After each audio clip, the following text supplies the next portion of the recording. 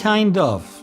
That is to say that, as we're just alluding to in talking to the gods, there are all kinds of different types of experiences that are generated by karma, by actions and the motivations that underlie those actions. And so, as the mind is not a physical entity, the impressions, the imprints of those actions reside, are deposited in the mind stream, and when the time is right, they ripen as particular kind of experiences. In short, there can be realms that are not physical, that are not dependent upon a physical form, like the human realm or the animal realm. There are other realms, and if one thinks about the heaven realms and the hell realms as like descriptive of temporary states of great pleasure in the case of the heaven realms, and great anxiety and fear and paranoia in the case of the hell realms, one can see how they are generated out of mental actions, out of intentions and actions. The heaven realms, which might in some cultures be called the god realms, because all theistic religions, of course, teach such realms. For us, they are merely mental states, but they can be experienced after death, because the mind does not cease, of course, at death.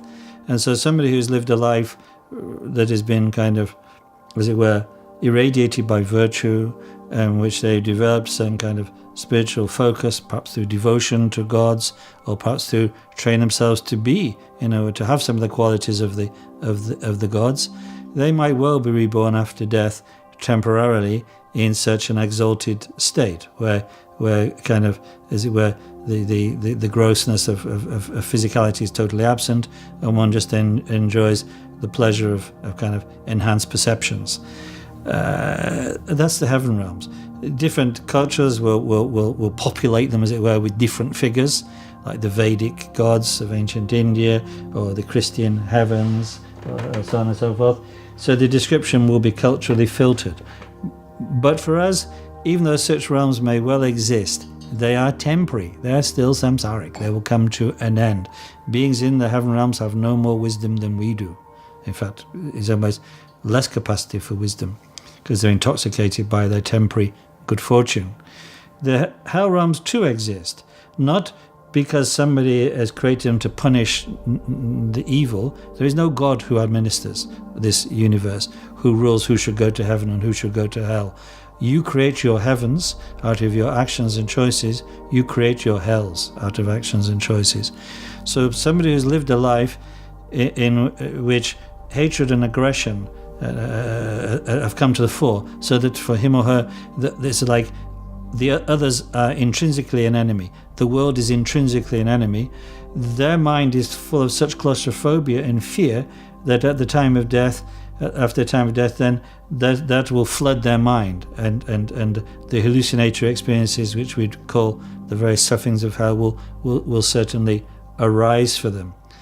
But just like the temporary intoxicating blissful hallucinations of heaven, so the temporarily fearsome hallucinations of hell will wear off, because both are conditioned states. They mature out of particular imprints in the mind and will come to an end.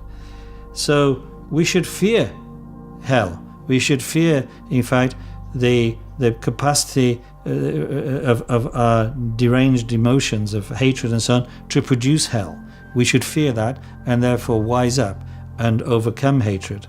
We should not long for heaven, because its pleasures are merely temporary and actually are a deviation from the real matter at hand, which is developing the awakened compassion and wisdom of a Buddha. But do they exist? Yes, they're as relatively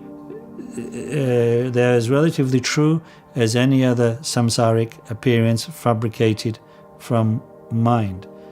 How can we get an insight into them? Look right now into your mind. You'll see there in your hatred the germs of the claustrophobia and fear and oppression of hell. And in this way you will know that hell is, so to speak, a possibility. And gaining wisdom through that, you want to practice the the path.